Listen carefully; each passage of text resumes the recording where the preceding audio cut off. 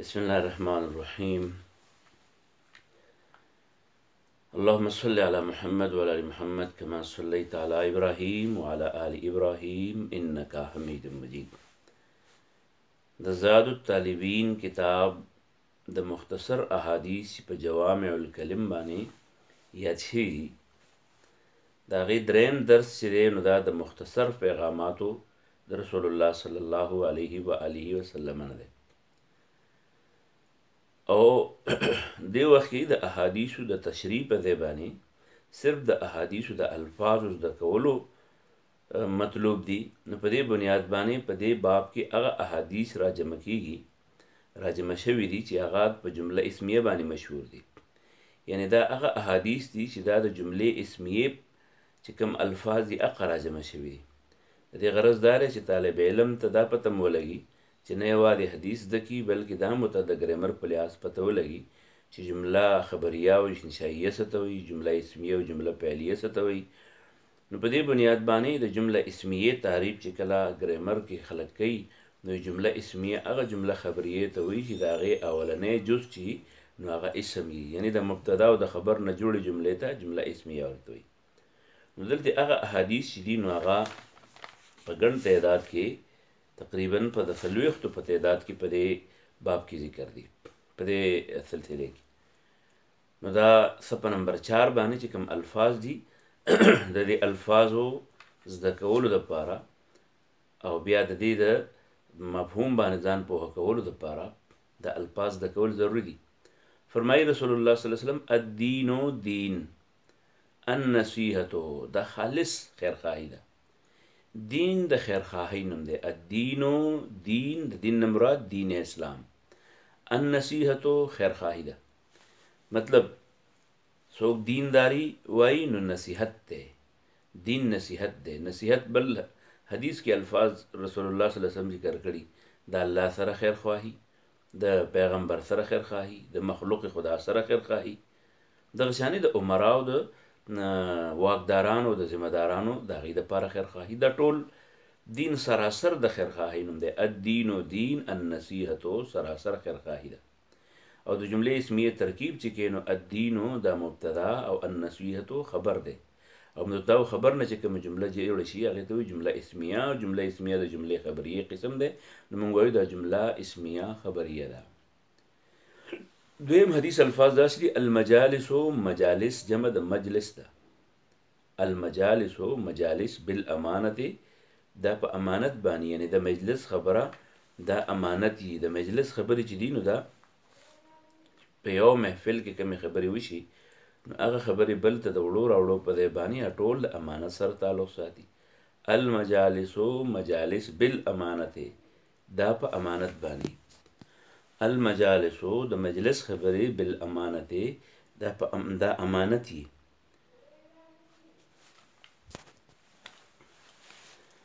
الدعاء دعا، مخ مغز دی العبادت د عبادت. دعا غوښتلو ته وایي. نو غوښتل سړی د هغې چا نه کوي چې هغه ورته په ټولو کې زورور ښکاري. او مخ دا مغز ته وایي او عبادت د پرستش ته وایي. نو چې د چا نه غواړي یا د ټولو نه زورور سړي ته ښکاري نو دعا کول دا د عبادت مغز دی، نچوړ دی. الدعاء دعا کول، دعا غوښتل مخ العبادت، دا مغز دی او اصل عبادت دی. پنځم حدیث کې راځي الحیاء، حیا. حیا څه ته وایي؟ حیا وایي هغې خوی ته چې د هغې په وجه سړی غلط کار ته غلط وایي او ښه کار ته ښه وایي. او د غلط کار نه ځان منع کول په دې وجه غواړي چې دا کار ښکاره نه شي. نو الحیاء حیا شعبة، یو څانګه ده من الایمان، د ایمان.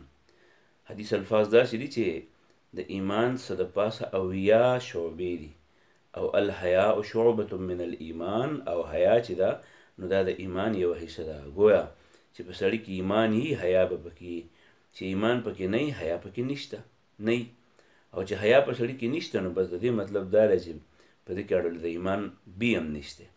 نو الحیاء د جملې د ترکیب په لحاظ سره مبتدا شوه، شعبة مضاف شو، شعبة دای خبر شو من الایمان. الحیاء حیا شعبة یو څانګه ده او حصه ده من الایمان، د ایمان.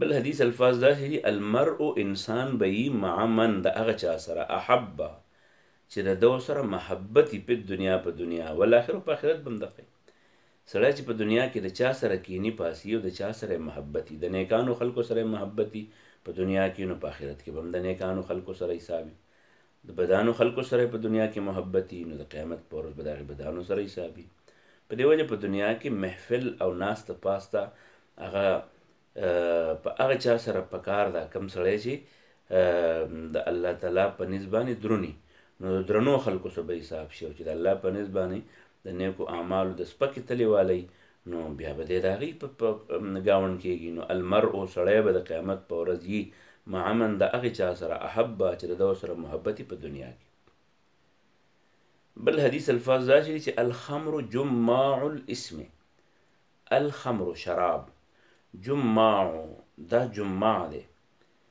دا را جمع کوونکی د ګناه جماع الاسم یعنی جمع الاسم دا جمع ده د ګناه خمر دا د ګناهونو هغه دغه دی دا ګوته یې ده ګوتې الخمر شراب جماع الاسم دا هغه را جمع کوونکی د ټولو ګناهونو دی ولې شراب اوس کې عقل کار پرېږدي بدن کار پرېږدي دماغ کار پرېږدي زړه چې کوم دی خراب شي نو د دې په بنیاد باندې بیا هر ګناه چې ده نو هغه کول چې د انسان یو خوی جوړ شي نو الخمر شراب جماع الاسم دا را جمع کوونکی دی د ګناهونو دا جمع ده چابي ده د ګناهونو مفتاح کل شر دی او دې ته ام الخبائث هم ویلی شوي دی نو الخمر شراب جماع الاسم هغه مجتمع ده مجتمع را جمع کولو ځای د ګناهونو الانات من الله بل حدیث دی الانات انات من الله دا د الله طرف دی انات دا حلم ته وایي حلم وقار او عزت ته وایي او رجل الآني وی کثیر الحلم ته الرجل الآني یعنی ډیر صبر کوونکی نو الاناتو حلم او صبر کول من الله دا توفیق ملاویږي د الله طرف نه کوم چا کې د صبر توفیق خوی پکې پیدا شوی نو وما یلقاها الا ذو حظ عظیم لوی برخمن سړي ته دا ملاویږي نو الاناتو حلم یو حلم دی یو صبر دی صبر په مشکل برداشت کولو ته حلم هغې خوی ته وایي چې د هغې په بنیاد باندې سړی د سختې په مقابلې کې د برداشت خوی خپل کړي نو الاناتو حلم من الله د الله طرف نه دی او د دې په مقابل کې لو عجلتو او تعدي کول زر نتایج غوښتل عجلت وایي زر نتایج غوښتل والعجلتو او تعدي کول من الشیطان دا د شیطان د طرف نه الاناتو صبر او حلم من الله د الله طرف نه والعجلتو او تعدي من الشیطان د شیطان د طرف نه المؤمن مؤمن سړی غر کریم دا سادهی غر معنی سادهی یعنی دا دوکو په چل نه پوهېږي مکرونو باندې نه پوهېږي چاله دوکې نه ورکوي المؤمن مؤمن سړی غر سادهی کریم او عزتمنی هر سړي ته د عزت په سترګه ګوري مؤمن سړی چاته سپک نه ګوري غر دی دوکهباز نه سادهی او کریم د عزتمنی هر چاله عزت ورکوي والفاجر او فاجر سړی او ګناهګار سړی خب دا دوکهبازي دوکه ورکړه غب وی دوکهباز ته او لئیم بدبختی لئیم بدبختی بدخوی لئیم وی بدخوی ته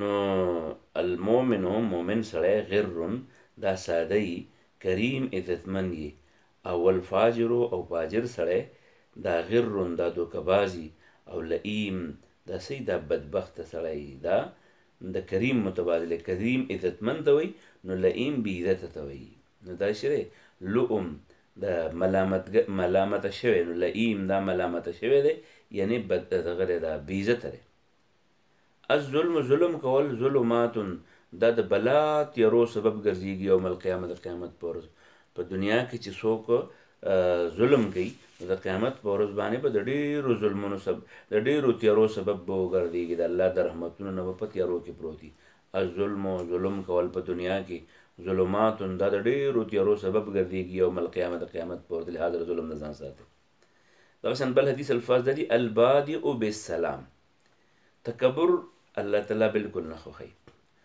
او د چا په زړه کې چې د تکبر معمولی غوندې شایبه هم وي دا به جنت ته نه ننوځي. خو د تکبر نه ځان خلاصول په څه کېږي؟ په سلام عام کولو. نو کم سړی چې په سلام کې په بل مخ کې کېږي په ده کې به الله تکبر نه پیدا کوي. نو البادئ اول کېدونکی بالسلام په سلام کې بریء دا خلاص دی من الکبر د تکبر نه، دا پاک دی د تکبر نه. البادئ بالسلام اول والی کوونکی په سلام بریء دا بری دی من الکبر د تکبر نه. الدنیا دنیا سجن المؤمن دا جیل دی د مؤمنانو. الدنیا دنیا سجن المؤمن دا جیل دی د مؤمنانو. و جنت الکافر او جنت دی د کافرانو. جیل هغې چې پای کې پابندیان یې ډېر د مؤمنانو دپاره دا جیل دی. څه مطلب؟ حلال دی، حرام دی، جایز دی، ناجایز دی. او جنت هغه دی چې د موضوع د تپوس ځای نه وي، څوک دې تپوس نشي کولی چې ولې. نو د کافر دپاره دا جنت دی، حلال حرام اړولې ګوري نه، څه پابندي پرې اړولې شته نه. نو الدنیا دنیا سجنو جیل دی المؤمن د مسلمان. و جنت الکافر او جنت دی د کافر دپاره. السواک مسواک وهل مطهرة یعنی مطهرة پاکونکی دی. پاکول دی مصدر میمی یعنی پاکونکی دی. السواک مسواک وهل مطهرة دا پاکی دلیل پمی د خولې. و مرضات او دا رضا ده للرب د رب یعنی راضي کوونکی دی د خپل رب. السواک مسواک وهل مطهرة دا پاکی دلیل پمی د خولې. و مرضات او دا رضا ده للرب د رب. دغه شانې یو هغه لاس دی چې هغه د بل سره مدد کوي، یو هغه لاس دی چې د بل نه مدد غواړي. د الله په نسبت باندې هغه لاس ډېر بهتر دی چې د بل سره مدد کوي. الید العلیا اوچت لاس خیر ډېر ښه دی من الید د هغه لاس السفلا د هغه لاندې نه. الید السفلا من الید السفلا د لاندیني لاس نه. الید العلیا اوچت لاس، الید اللاس العلیا اوچت خیر ډېر ښه دی من الید د هغه لاس السفلا لاندې نه. دغه شان دی ورپسې حدیث الفاظ داسې دي چې الغیبت غیبت کول. غیبت وایي د چا په شیشه د هغه عیبونه بیانول. نو الغیبت غیبت کول اشد ډېر سخت دی من الزنا د زنا نه. زنا خو په زنا کې یو کار وشي چې د سړي نسب خراب کړی شي، خو په غیبت کې د سړي یوازې د نسب خبر نه وي بلکې د هغه د خلکو په نظر کې بالکل ډیګریډ شي، ډیپیم شي، د هغه شهرت او د هغه عزت ته پکې پوره نقصان ورسي. نو الغیبت غیبت کول اشد ډېر سخت دی من الزنا د زنا نه. بل حدیث الفاظ داسې دي چې الطهور صفائی شطر الایمان. شطرو حصه ده، پارټ دی الایمان د ایمان. ایمان چې دی نو هغه سره پاسه اویا شعبې لري، نو هره شعبه ده ځان له ځان له حصه ده. نو هلته مخکې الحیا او شعبة ویلی شو، دلته الطهور شطر ویلی شو. نو شعبة سخاخ ته وایي وړی کې غټی، خو شطر یو مستقل پارټ ته وایي. نو الطهور صفائی شطر الایمان دا د ایمان یوه حصه ده. یو عبادت طهور دی، یو چې کوم دی نو ایمانی یو د عقیدې پاکوالی دی، یو د بدن پاکوالی. څونه نیک اعمال چې کېږي د هغې دپاره بنیادي کومه چابي چې ده نو هغه څه دی هغه پاکي ده. چې صفایي نه راغلي د عقیدې، صفایي نه راغلي د بدن، نو بیا هغه مونځ هم نه کېږي. نو الطهور صفایي شطرو دا مکمل حصه ده الایمان د ایمان. بل حدیث الفاظ داسې القرآن قرآن حجة دا دلیل دی لکه ستا دپاره، یا خو دا ستا دپاره دلیل دی. او القرآن والصيام یشفعان، قرآن او روژه دا د سړي دپاره سفارش کوي. نو القرآن حجة قرآن به یا دلیل شي لکه ستا دپاره، او علیک یا حجة علیک یا به ستا خلاف دلیل شي. دا قرآن به ستا دپاره هم د الله مخې ته ګواهي کوي، خو په تا باندې به هم د الله مخې ته ګواهي کوي. لهذا قرآن په ځان باندې ګواه نه کړي، قرآن د ځان دپاره ملګری وګرځوه.